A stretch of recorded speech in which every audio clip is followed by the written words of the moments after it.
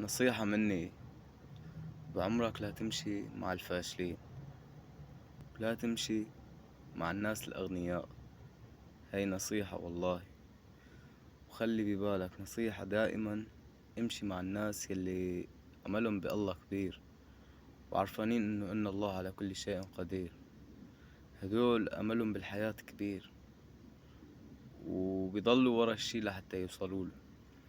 أما الفاشل إذا مشيت معه هذا راح ييأسك، راح يخليك تيأس من كل شي. راح تحس حالك انك عن جد مالك قادر على شي، وما راح تحسن تصل للشي اللي بدك اياه. والناس الغنية هدول ما فيك تمشي معهم، لانه راح تحس انه صعب كتير تصل للشي اللي هن وصلوله.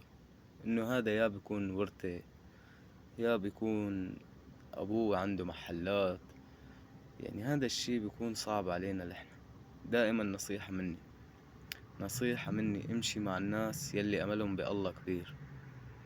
وخلي ببالك، والله والله والله إنك بفرج بثانية، وإن الله على كل شيء قدير.